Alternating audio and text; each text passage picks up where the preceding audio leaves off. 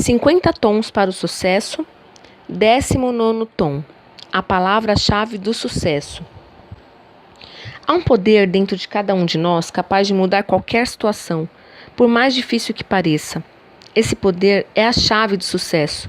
Durante esses quase 20 anos em que trabalho aconselhando pessoas que querem mudar de vida, já vi muitas pessoas falidas se reerguerem, muitos casamentos destruídos serem restaurados, mendigos se tornarem empresários de sucesso, pessoas deprimidas e desanimadas se transformarem em profissionais alegres e bem-sucedidos, simplesmente aprendendo a usar a força desse poder.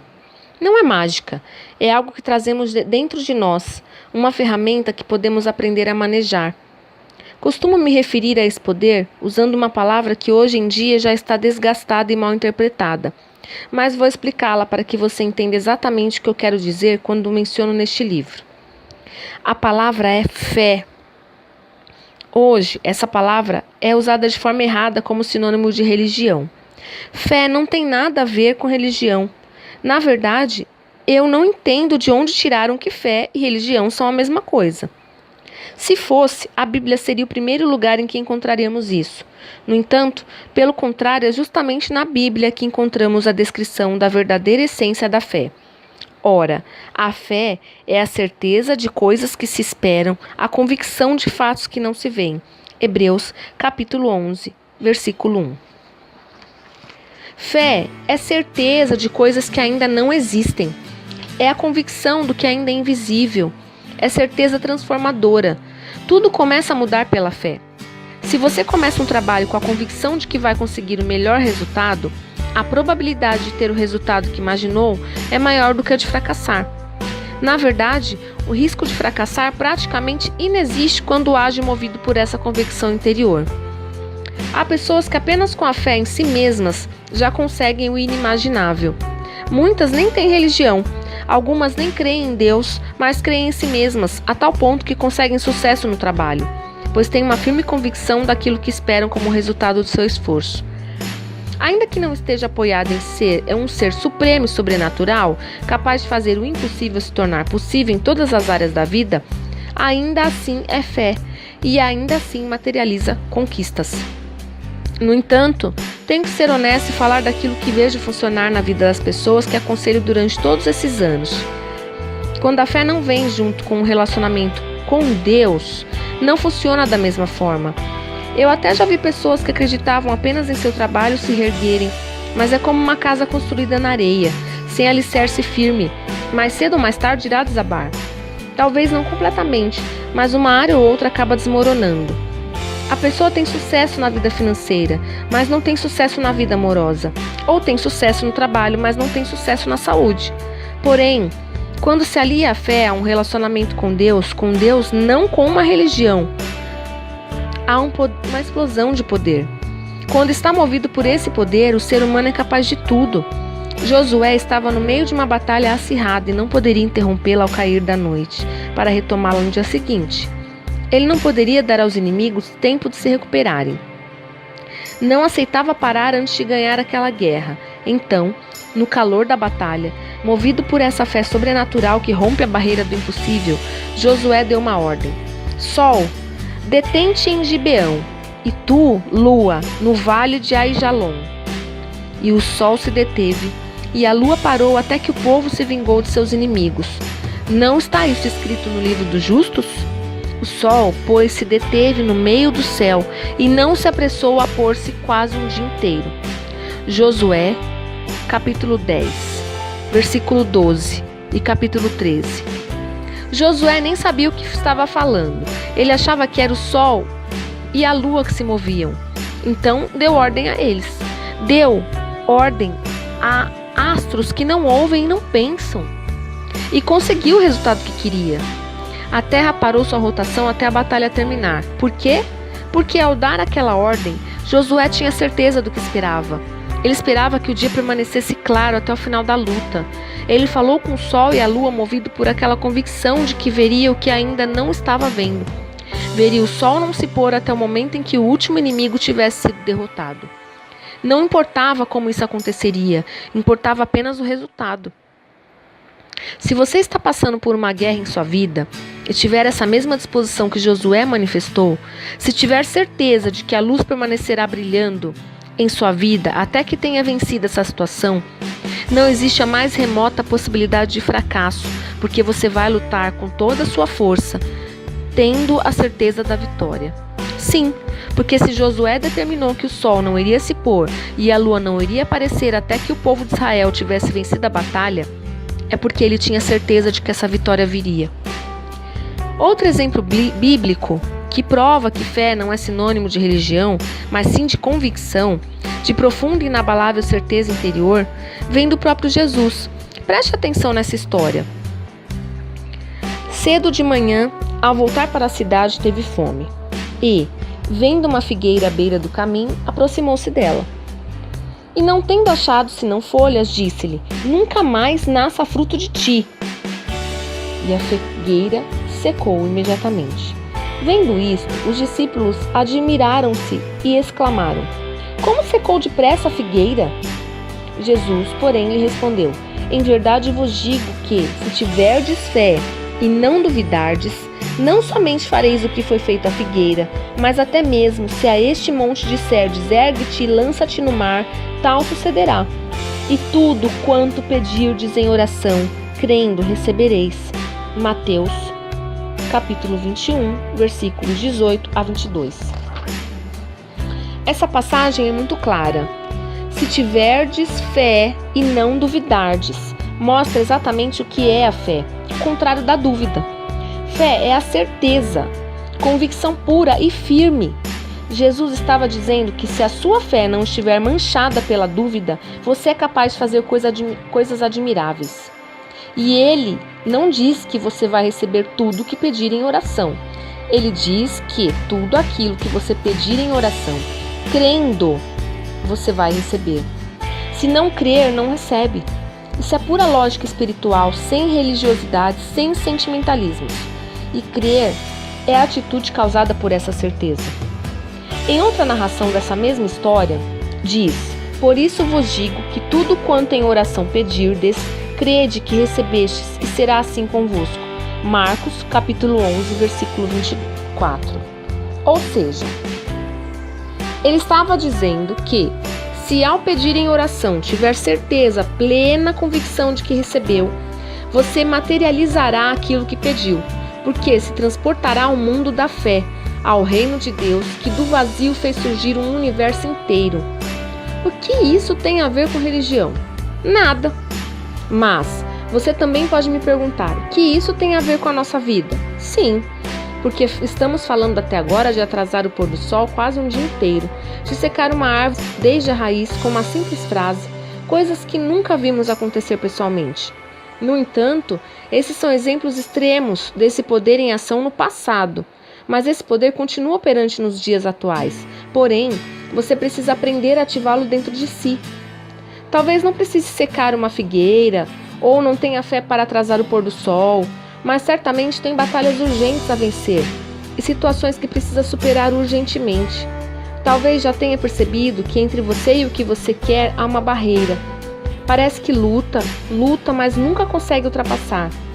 Essa é a barreira que existe entre o mundo físico, visível, e o mundo da fé.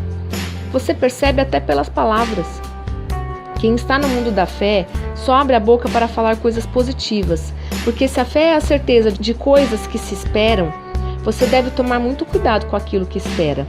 Se suas palavras são negativas, se está sempre esperando o pior, está se boicotando. Agora, se você não espera nada, simplesmente vive e deixa a vida levar, não vai acontecer nada, porque você não sabe onde quer chegar. Então, pense bem. Você crê que o pior irá acontecer e ainda declara isso. Isso é fé usada negativamente para alimentar dúvidas. Dúvida alimentada torna-se rapidamente dúvida concretizada. E é o caminho mais rápido para interromper o desenvolvimento de alguém. Ou seja, você está usando seu maior poder interior contra si mesmo. Está sabotando seus esforços com suas próprias palavras, com esse tipo de auto-boicote. Nem precisa de inimigos. Se parar para pensar em quantas vezes fez isso, vai perceber que esse poder existe dentro de você e que é muito, muito forte. Tanto é que tem ajudado a mantê-lo no fundo do poço. É como se tivesse uma espada afiadíssima e resolvesse lutar com ela segurando pela lâmina. Está com as mãos todas dilaceradas, acreditando piamente que é uma pessoa azarada e que tudo para você dá errado, pois tem sido atingido e nem consegue se defender. Olha a espada poderosa que tem em suas mãos. É a sua oportunidade de aprender a usá-la. Jesus falou com uma figueira. Uma planta tem ouvidos? Josué falou com o sol e com a lua. Sol e lua têm ouvidos? Tudo tem ouvidos para a fé. Quando o ciclista americano Armstrong iniciou uma batalha contra um câncer agressivo que atingiu seus testículos, pulmões e cérebro, os médicos disseram que a probabilidade de ele sobreviver era pequena. Em vez de olhar para aquela situação, chorar e desistir, ele teve uma atitude surpreendente. As duas frases que disse a um amigo mostram claramente em que escolheu acreditar. O câncer escolheu o cara errado e, quando o câncer estava andando por aí procurando um corpo para morar, ele cometeu um grande erro ao escolher o meu. Isso é fé em sua mais pura essência. Já imaginou isso? Dizer para um tumor maligno que parece estar vencendo a batalha: câncer, você escolheu o corpo errado? E dizer isso com tanta certeza, com tanta convicção, com tanta revolta a ponto de mudar todas as probabilidades a seu favor? Na época foi surpreendente, mas não para quem conhece o poder da fé. Será que você tem forças para dizer falência? Você escolheu a pessoa errada? Será que você tem forças para dizer dívida? Você escolheu a pessoa errada? Será que você teria forças para falar o que esse homem falou? Se diz crer em Deus, a resposta deveria ser sim. Sem dúvida, porque se a pessoa diz que tem fé em Deus e em si mesma, mas na primeira dificuldade já duvida que vai conseguir, deveria desconfiar que alguma coisa está muito errada com essa fé que ela diz que tem. Porque não faz nenhum sentido crer em Deus e viver na dúvida. As dificuldades sempre vão existir e cabe a você definir qual será a sua reação quando elas vierem. Nem sempre o que a gente determina vem no volume que a gente quer ou na hora em que a gente quer. Eu sou sincero com você, já vi muita gente determinar e crer, mas receber de uma forma mais lenta do que ela esperava. Mas a chance de vencer, se está determinando, é muito maior do que a chance de uma pessoa negativa vencer. Porque é tão mais fácil acreditar que as coisas não vão dar certo. Porque seu primeiro impulso é fazer o inventário das dificuldades, enumerando todos os motivos que existem para que seu negócio não prospere, ou para que seu casamento termine, ou para que você nunca seja promovido. Como eu disse, isso também é um tipo de fé, mas é uma fé negativa e traz frutos negativos. Se você souber usar as palavras, vai colher o fruto do que está falando. Pense bem no que sai da sua boca. E não pense que por ter vivido uma vida negativa, você está condenado a ser assim para sempre. Não! Isso é apenas uma questão de hábito. E como já explicamos neste livro, hábitos podem ser mudados. Basta querer e trabalhar diariamente para isso, até que se torne uma parte de você. Posso estar morrendo, mas digo que vou conseguir. Posso estar no fundo do poço, mas continuo dizendo que vou chegar onde quero. É uma questão de fé. É minha fé. Isso já está dentro de mim. Tive experiências suficientes com essa força e essa forma de pensar. E digo, sem medo de errar, que é por pensar desse jeito que permaneço vivo. Quando a pessoa está na fé, o espírito dela é forte. Ela fala: câncer, você escolheu o corpo errado. Vício, você escolheu a casa errada. Ela consegue tirar forças de onde não existem forças. Qualquer um cairia, qualquer um desabaria, qualquer um se entregaria. Mas porque a pessoa está na fé, ela tem uma força superior. Isso faz com que ela só abra a boca para falar coisas que a coloquem para cima. Agora imagine você dizendo que tem fé e Deus vendo você em desespero. Que tipo de fé é essa? Que sentido tem essa fé? A certeza de que o Deus Todo-Poderoso está com você é menor do que o medo de algo insignificante? Porque convenhamos, se Deus é realmente o Criador Todo-Poderoso, tudo é insignificante diante dele. Alguma coisa está muito errada. Se realmente estivesse no mundo da fé, você fecharia os olhos para tudo o que está vendo. Venceria lutas em cima de lutas e jamais abriria a boca para falar uma besteira, porque saberia que vai colher o que plantar. Se plantar palavras positivas, vai colher resultados positivos, mas se plantar palavras negativas, colherá resultados negativos. No reino de Deus, a moeda não é dinheiro. No reino de Deus, a moeda é a fé. O dinheiro dá condições de comprar o que já existe, mas a fé traz à existência o que não existe. Por isso, mesmo que esteja endividado, falido, destruído, tenha perdido tudo e não saiba para onde fugir, pode usar esse poder dentro de você para se reerguer e conquistar ainda mais do que tinha antes. Seus pensamentos determinam o que você irá ser. Eu vejo isso o tempo inteiro nesse meu trabalho. Com esse poder ativado, não existe doença que não possa ser curada ou dívida impossível de pagar. Essa forma de pensar é completamente diferente do que o mundo pega aí fora. As pessoas são criadas para se conformar com aquilo que têm. Elas já esperam o pior. São treinadas a vida toda para colocar a responsabilidade de seus problemas sobre os outros, o patrão, os empregados, o governo, a sorte, sua vida, seu passado, uma ex e até mesmo Deus. Ou um ex. Todos são culpados e elas meras vítimas de seu destino. Pensando assim, acreditam que o melhor mesmo é se deixar levar pela correnteza e esperar que alguém as ajude ou que a solução dos seus problemas caia do céu. Mas uma das coisas que a fé nos desperta a fazer é lutar.